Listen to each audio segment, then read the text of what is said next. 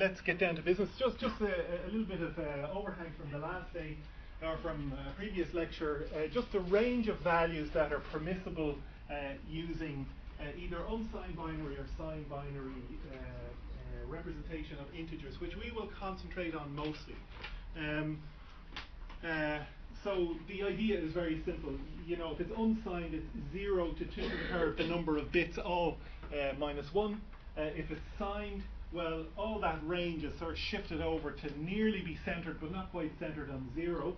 So, for example, for a byte, it's from minus 128 to plus 127. Can I ask again, because I think I explained this before, why is it asymmetrical like that? Why is it not minus 128, say, to plus 128?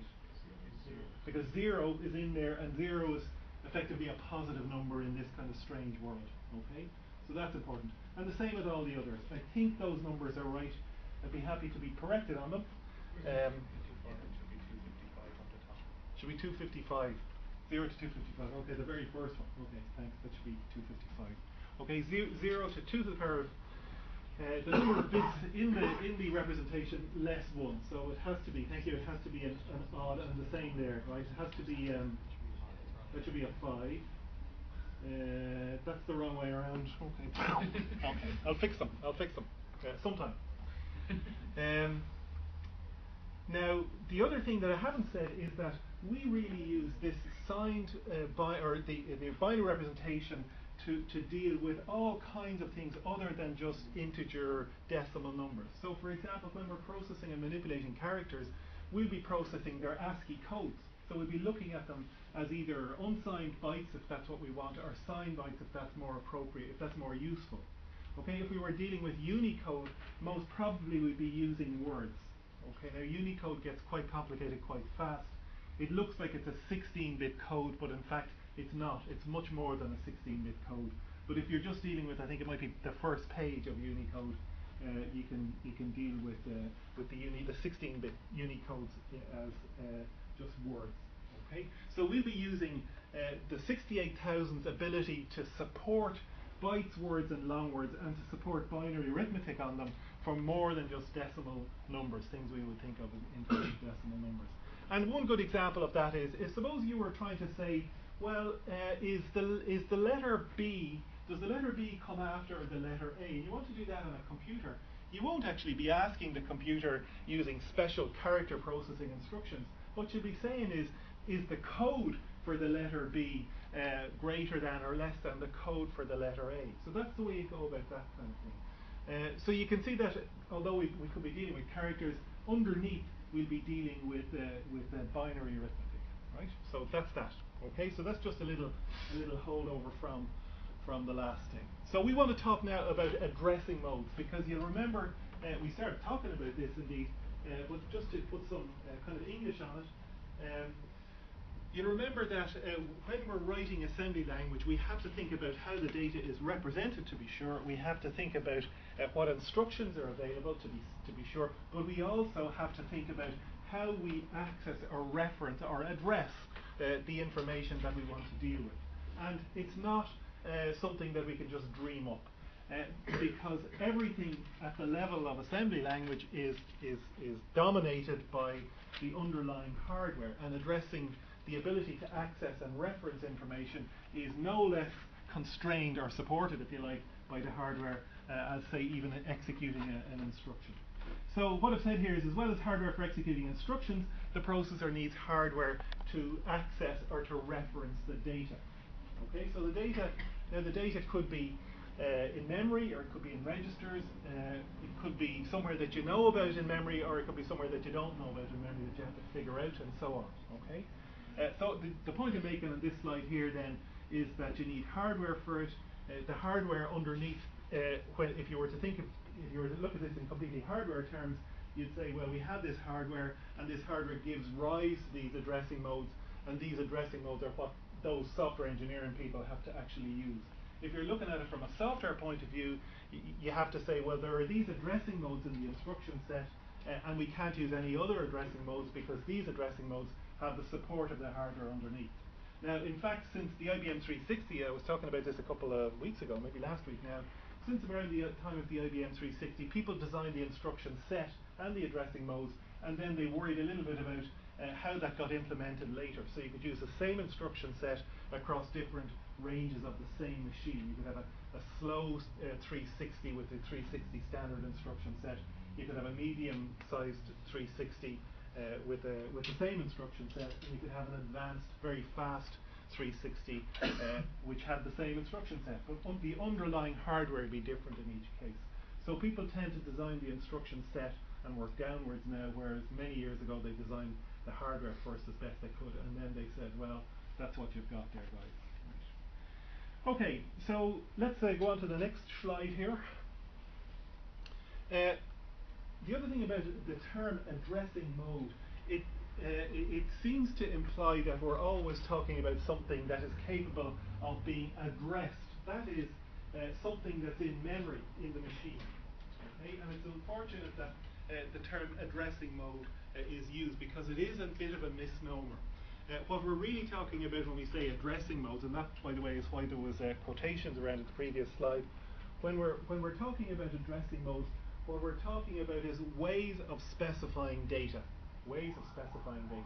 So we know the data representation. We know, for example, if we're dealing with characters, it's going to be bytes. If it's floating point numbers, we'll be using the IEEE standard or whatever. So we know how to represent the data, we'll say. We might even know where it is in memory. That's fine too. But we also still have to worry about how we actually get that information and how we specify in instruction that that can be done. Now, it happens to be the case that complex instruction set computers have loads of addressing modes. And again, there's hardware involved. So the more addressing modes you've got, the more hardware you're going to need to actually support these addressing modes. So the idea with RISCs was you just discard all, just fire all that stuff out because it's slowing everything down. Just get rid of it and leave us with one or two addressing modes. Now we'll see in an upcoming slide that there is a kind of a sort of, I think you might call a theoretical lower limit on the addressing modes that you can have available on a machine, because the levels of knowledge of information determine or the minimum set of facilities you need in order to be able to specify things. Okay. Okay, so here is really, this is the crux of addressing modes, and you know, a lot more of what I'm going to be talking about is merely the detail. In my view, this will allow you to categorize addressing modes on any processor, whether it's a 68000 or an Intel or a PowerPC or say one of those new Sony cells or any of those kind of things. Okay, basically it's this. If you well, there's three levels of knowledge, as I think I said the last day. You might know the value of something. And this is when you're writing the program. When you're actually writing the program, I'm saying at assembly time somewhere, which is the time the program is converted into machine code. Roughly speaking, the time it's compiled, although we say it's assembled into a machine code. Now, so at that time, if you know the value of the thing, right, or if you're able to write down an expression for the value of the thing, of the piece of data that you want to talk about, then you can use a so-called immediate addressing mode. Okay, that's simple. Okay, so if you know it's 21, you put down hash 21. If you know it's the character A, you can put down hash 65 if you're quick, or we'll see another way of doing that in a moment. If you know it's the value hex 4096 or something like that, you put down hash $sign because it's hex 4096. And you can put down expressions as well. But each component of the expression with brackets and pluses and minuses, multiplies and so on, it's going to be done in 32-bit arithmetic. It's going to be calculated by the assembler at assembly time using 32-bit arithmetic, and all of the individual components must be known at assembly time. So you can't specify, for instance, the contents of a register. Why not? Huh? Why couldn't you specify the contents of a register in an immediate operand as being something that's known at assembly time? Why not? They don't know it. Because you don't know the value in the register. The register isn't going to have a value until the program is running. Thank you very much. Yeah, that's the point. Okay, so if you know the value of the thing, the actual value of the thing at the time you're writing the program, you can use an immediate mode, and you should use an immediate mode, right? Okay, if you don't know the value, so okay, you're saying, well, I don't know too much about it, I actually don't know what its value is, but I do know where it will be found, okay, at runtime. So if you know the location where the data will be found at runtime, Well, then you can specify the location. You can say, well, I want the piece of information that will be in data register 3 at that time. Okay? So you'd use what's called a direct addressing mode in the 68000. Okay? So if you know it's in a data register, or if you know it's in an address register, you can specify the data or the address registers might be appropriate. If you know it's in memory, well, you can use an addressing mode to say it's in that location there. Okay, so the third level, suppose you say, well, actually, I don't know what its value is, and I don't know where it's going to be, but I do know how I'll be able to calculate that at runtime. Now, you might be able to calculate either the location that the piece of information will be in, let's say it's an element in an array, or you might actually be able to calculate the value itself at runtime, but you're not able to calculate it at assembly time. Well, then you might use an indirect addressing mode. Okay, so the 3 levels of knowledge: you know the value, you know the location, or you know how to calculate the location. And you'd use either an immediate, a direct, or an indirect addressing mode for that. And you can classify all the addressing modes and all the processors in all the world in those levels. Okay, some more advanced, older processors will have an extra level of indirection built into the computer. So, well, I mean, it's something that you say, well, wouldn't it be a nice idea to have that kind of a thing? And the answer is yes. My goodness, what's this? That looks like finger trouble on my part. Okay, so I'm just going to pause here for a minute because I'm only going to confuse the little recorder, and I'll just go back up. I'll have to stop fiddling with these machines. Okay, so let's try about there. Okay, so we'll just continue, and we'll just move on a little bit. Okay, so that's where we are. Okay, so if you have these 3 ideas in your mind, value, location, or how to calculate the location, then you're in business. You can use immediate, direct, or indirect. And these very arcane addressing modes, well, it was discovered that they weren't used very often. Okay, for example, well, no, let's not go there. We might talk about it later in the course. So here's a summary of that. Okay, and the only extra piece of information that you might find here is that on some architectures, some of the other processors, an immediate value is sometimes called a literal, and so you might see that kind of terminology showing up in a book, say, that's based on a comparative study of different architectures. It might have, say, the Intel and the 68000 in it, and they might talk about literals. Literals are immediate values. Okay, so if the value it can be known at assembly time, use an immediate mode. If the location can be known at assembly time, use a direct mode. And if the location can be calculated, use an indirect mode. Okay. So 68000 then, down to business here. The 68000 has 14 addressing modes, which is quite a few. I think the 68020 has 18 or 20 or something like this. It's got some extra addressing modes. Now remember, all of these cost hardware, right? So there would have been a restriction on the amount of hardware that could be devoted to addressing modes in the 68000 at the time. So presumably, if they had the chance at the time, they would have put on extra addressing modes. There is a processor which is a kind of a more a fancier version of a complex instruction set computer, which has a more regular instruction set and it's got more elegant facilities, but it never caught on at all, really. And it was called the National Semiconductor, the NS, I think it was, 32032. And it was used in printers and stuff like that, but it never caught on. But it had a bigger set of addressing modes and a more orderly instruction set, but nobody bought it, which is a bit of a problem.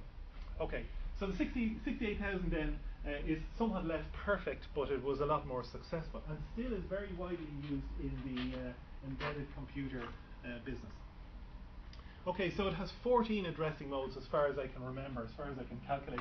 I started off by saying it had 9, and then I had to change the slide, so I might be a little bit wrong. Okay, we're going to look at a subset of them, a pretty big subset. We're going to look at immediate, direct, and indirect addressing modes, obviously. There's 2 immediate modes that we need to have a look at, and we'll look at those for pretty much the rest of this lecture.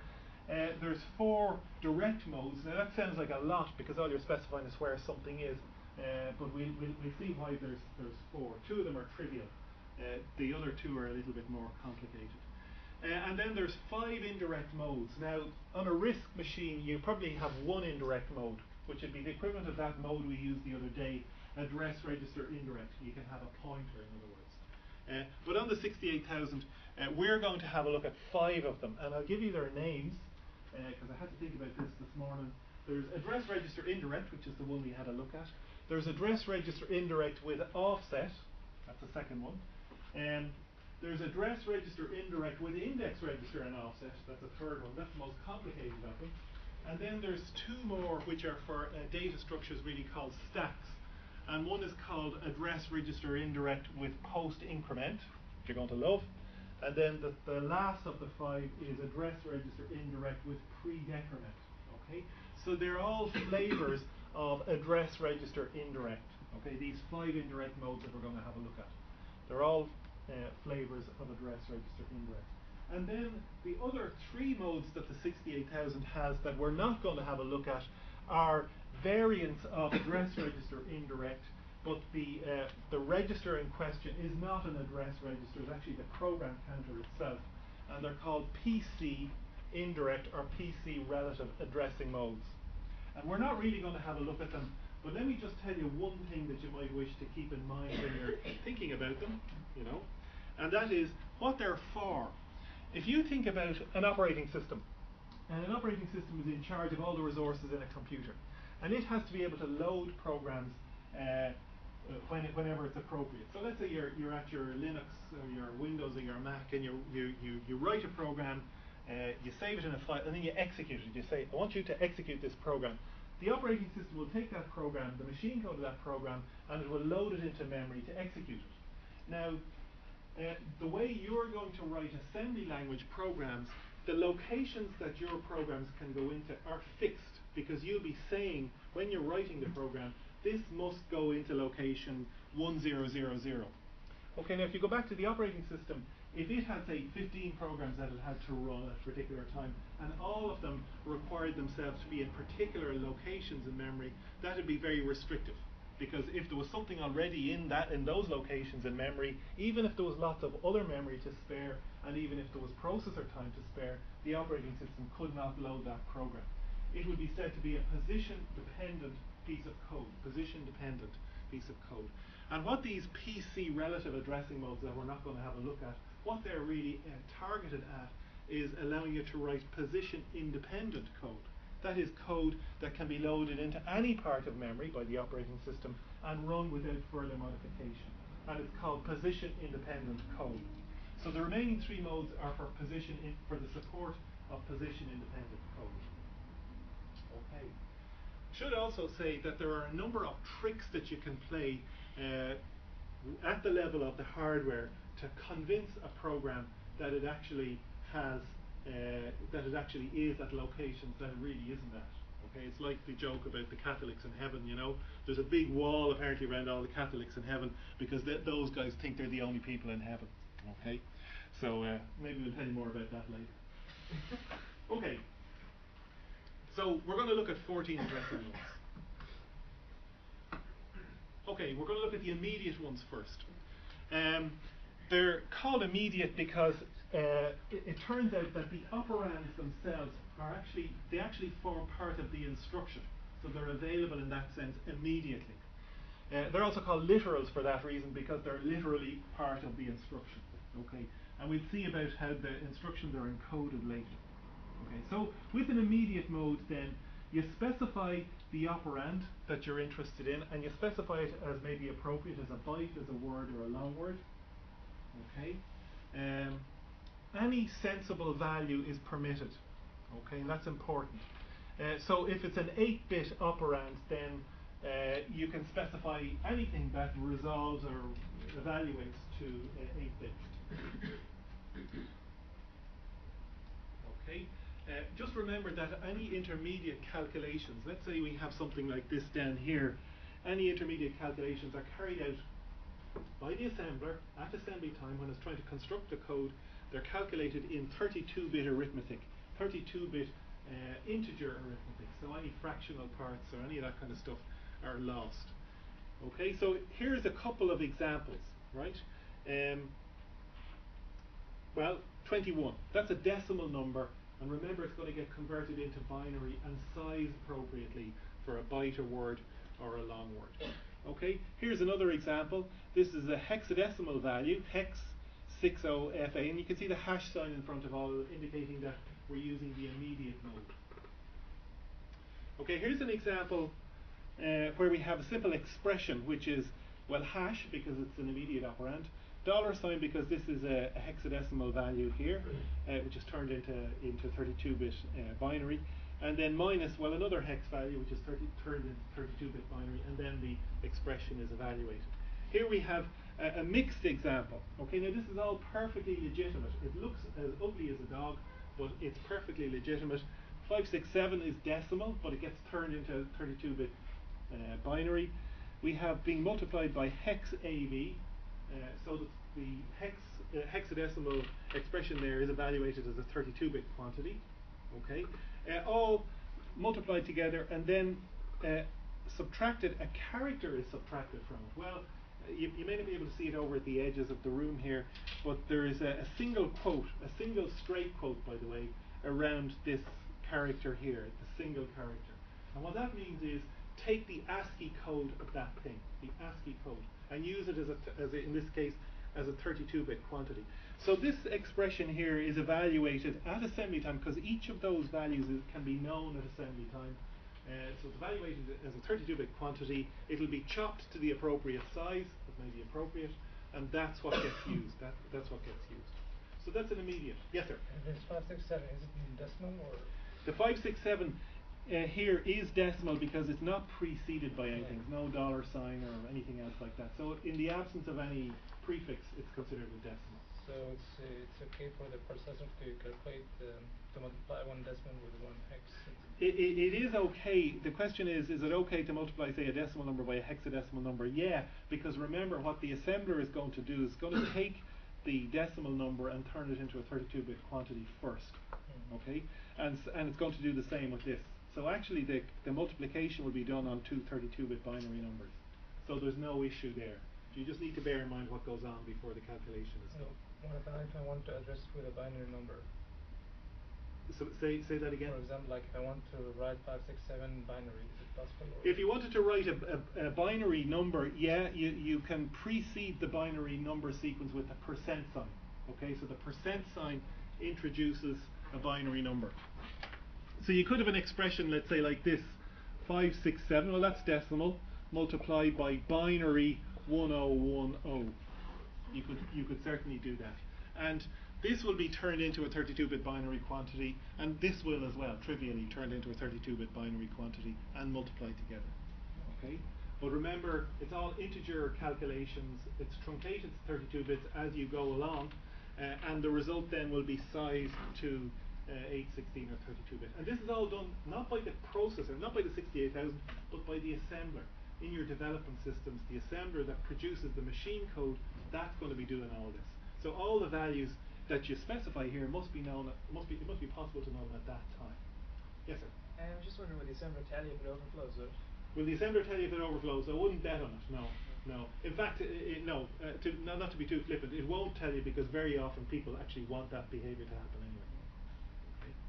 So if you have, say, a 64-bit quantity somehow that you want to deal with, you'll have to do all the dividing by 2 to the power 32 and all that kind of stuff. I don't know how you do that actually.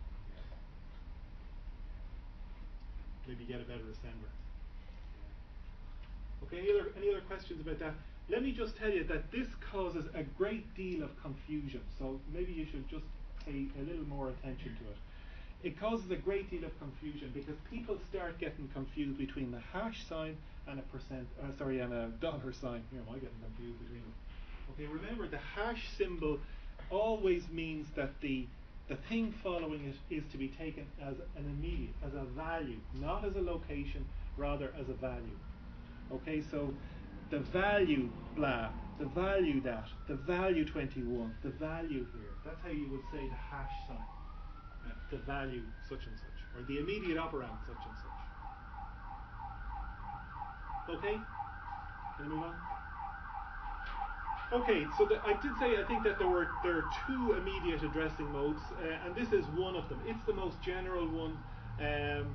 You specify the operand as a byte word or a long word. Any sensible value is allowed, and it will be sized appropriately. Now then, there's so-called quick immediate, quick immediate addressing modes. Oh yeah, sorry, no, I'm jumping over here. This slide here. Here's a couple of examples that would not be permissible as immediate operands, and I want to just ask you why not, trivially why not. So I've written it down, hash, so I mean immediate, hash 61 plus D0. What's wrong with that? Data register. Sorry? The data register. The data register, is that what you guys are saying? Yeah. The data register, it's not because you can't specify a data register, you can, but you can't say the value that's in the data register at runtime, at assembly time, because you don't know what that value is. It's not known, it doesn't have them. So it doesn't make sense to write something like that. And I hope, to sort of half answer another question, I hope the assembler will pick that bug up, right? But again, I wouldn't bet on it, right? You might have a bit of head scratching to do. And then here's another example, again, hash $74, well that bit is okay, plus what A4 is pointing to. That's how you would say that, right? And again, it's not that you can't use A4 to point to something at runtime, but it has no value at assembly time. So that it would be an illegal instruction and should be picked up. Should be picked up. Okay. Here's another question, and this is a little bit unfair because I haven't really gone on about it. But what I've said is the layout of an instruction is that there'll be an operation, maybe a size like .b, .w, .l, and then there could be one or two operands. There could be, well, none, one or two operands. Now, suppose you have, oh yeah, and the first operand is a source operand. If there's two operands, the first one is considered a source operand, and the second one is called a destination operand. Now, here's my question: Could you imagine an immediate operand as a source operand? Could it be a source operand? Could it be a piece of information that's brought somewhere, that comes from there and goes somewhere else? Could it be a source operand? Yeah, could be. Yeah, you're taking it is a piece of information that you're taking and applying perhaps somewhere else. Well, could it be a destination operand? Okay, in other words, could it be, say, in some sense, something that you could give a value to at runtime? Okay, now I know this is an abstract. We're talking in the abstract here. So the question is then, if you have an immediate operand, could it be a destination operand? Could it be a destination operand? Could you, in other words, imagine at runtime a situation where it was given a value, say a new value? No. Who said no? You said no. He's right again. Did you say no as well? Yeah. It just doesn't make sense, because what you're doing is you're fixing the value. You're fixing the value at assembly time. It's calculated at assembly time. It becomes part of the instruction, and you could never change it. You can't change it in the actual course of execution of the program, because it's actually in the instruction. So that means that if you see something like this, or if I see something like this in an exam, move a byte, say from D0 to hash 31, I know that the writer of that piece of code is crackers. Okay, they don't know what they're doing, because what they're trying to say, what they appear to be trying to say, is they're going to take a value from D0, that'll be the source, which is okay, but they're trying to put the value into an immediate operand, which makes no sense whatever. So a bit like the theory of dimensions in physics, just by inspection, you can look at this and you can say, that can't be right. It just could not be right. So an immediate operand can only be a source, it can never be a destination. Okay, so that's the end of my rant about exams for the moment. It does mean, however, that when you see a symbol like this, brackets EA, effective address, like in the instruction set summary, if what's being spoken about is a source operand, then EA will include immediate values. Okay, but if EA is in the position of a destination, then it can't include immediate operands. So you have to use your discretion there. Does EA allow me to use immediate operands in that particular context or not? EA standing for effective address. Okay. Okay, so quick immediate then. There's actually, I kind of lied. I said there was a quick immediate variant, but there's actually two of them. I did say earlier that some instructions, when you look at it, the sequence of instructions as executed on a typical machine, the preponderance of them are move and add and subtract instructions. And so an effort has been made in nearly every machine to speed those instructions up. Now, of course, you're constrained by the amount of silicon you have, and you're also constrained in the RISC world by making sure that whatever extra quick instructions you put into your hardware don't overall slow the whole machine down.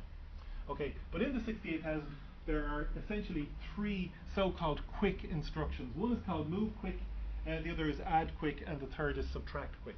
Now, move quick is quite different from the add and subtract quick ones. Okay.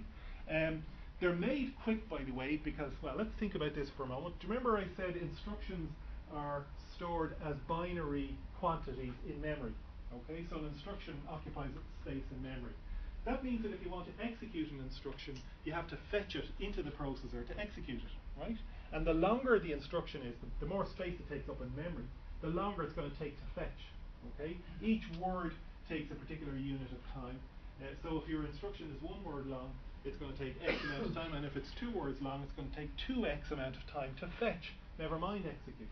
So the trick with these move, add, and subtract quick instructions is they try to make the instructions as compact as possible so they can be fetched in the minimum time. And that's a dirty, rotten little trick, but that it works very well as long as you restrict the range of values that these apply to so they all fit into the small amount of space and minimize the amount of instruction fetching required. So that's the idea. So you'll see that there are severe restrictions on the actual operands themselves. Okay. So what I've said here is that each of these instructions expects a quick immediate operand which will have a restricted range of values. So let's have a look. The big one is move quick. Now move quick is very restricted. Not to get too detailed now, but and the minimum size of an instruction in the 68000 is 1 word, 16 bits. In the move quick instruction, the move quick instruction is 16 bits long, so it's the minimum size. 8 of those 16 bits are actually devoted to the actual value of the quick operand. Okay, so they've taken their budget and they have used 8 of those bits to represent the immediate data. So the instruction coding itself can only occupy the other 8 bits. So that's a huge amount of space out of the instruction set. Okay, so there's 8 bits available to represent the immediate data. Now they play a trick. The destination is a data register, DN, any data register, can't be anything else, must be a data register. And what happens is the 8 bits of information that are encoded in the instruction as immediate data are extended to 32 bits by a process called sign extension. They're sign extended. Now, you remember when we were talking about bytes and words and long words, okay? Sorry about this now, I know this is a bit tight here, but if you took a byte, that's 8 bits, and you plonked it into the rightmost byte of a data register, okay? You could make it fill out the other 24 bits in lots of different ways. You might remember when we were getting the average of those numbers, we preloaded the 32 bits with 0, so that when a word was put in there, the upper 16 bits were already 0. So that was the way we sort of went from 16 to 32 bits. Now there is an instruction called extend, EXT, on the 68000, which takes the most significant bit of the byte. Now the most significant bit will be 0 if the byte represents a positive integer, okay, and it'll be 1 if the byte represents a negative integer. Okay, so it'll take that bit and it will copy it up to the other 24. Well, it'll copy it upwards. Let's say if you extend the byte, you extend it to a word. If you extend a word, it's extended to a long word. Okay, but it copies the sign bit. Now, when you think about that, what that means is that if the 8-bit quantity in question is a signed number, you're expanding its representation correctly up into a word or up into a long word. You're sign extending it correctly. So if it was a negative quantity as a byte, when it's sign extended like that, it'll be the same negative quantity in a word And if you were to sign extend that again, it'll be the same negative quantity represented as a long word. So that's what happens with your 8-bit quantity in a MOVEQ instruction. The most significant bit is copied up into the upper 24 bits, to make a long story short. So if the most significant bit of the 8 bits is a 0, the upper 24 bits will be 0. If it's a 1, the upper 24 bits will be 1. Okay, so it's a kind of a feature. Sometimes it isn't what you want, but that's tough. It's a fast instruction. Okay, so that's the MOVEQ instruction. Now the add and subtract quick, we can take those together. Again, 3 bits in this case rather than 8 of the first part of the instruction are actually devoted to representing a magnitude, a value. Now you'd imagine 3 bits would give you 0 to 7, but adding 0 to something is essentially a no-op. Subtracting 0 from something is the same. So they're offset by 1. So the 3 bits represent a value from 1 to 8. Okay? And so they allow you to say add quick 1, or add quick 4, or add quick maybe 8 if you wanted. Oh, there it goes again. Hate that. I really hate that. Yeah. Okay, I'll pause it again. And you know, boom recording. Continue. Don't know if I did that before. Anyway. So we've got move quick, we've got add and subtract quick, and so this is a very add and subtract quick are very widely used for things like address calculation. So if you're trying to use an address register as we were to point to successive locations in an array, the array might be of bytes, in which case you'd be adding 1 to get to the next one, or of words you'd be adding 2, or of long words you'd be adding 4. So those numbers 1, 2, 4 show up a lot in add instructions. 1, 2, 4, 8 if you're on a 64-bit machine, they show up very frequently, much more frequently than you'd expect. So these are very valuable instructions indeed, and the size of the operation is not restricted. Okay, it can be byte, word, or long, and the destination is not restricted to being a data register as it is in the MOVEQ instruction. Yes, sir. Is it quicker to use 2 add quicks than 1 normal? Is it quicker to add? Is it quicker to use two add quicks? It depends, right? Sorry to give you such a sort of an indirect answer. I'll be showing you how to work out for yourself the speed of these things in a little while. It usually is quicker, but not always. But you'll be able to work it out for yourself. Okay, but if you're interested in speed, that's exactly the kind of question you should be asking. Okay, so let's talk a little bit about direct addressing modes then. So that's immediate addressing modes. There's 2 categories of immediate. There's a regular immediate and there's quick immediate. Okay, direct addressing modes. Well, there are 2 broad categories. Okay, if the operand is in a register, then you'll use a so-called register direct mode. And there's 2 of those: data register direct and address register direct. I mean, how boring can you get? But it's important just to remember that you're specifying the contents of these registers. Okay. Now, if the operand is in memory, things are a little bit more complicated. We'll use a so-called memory direct addressing mode, and there are 2 variants of this.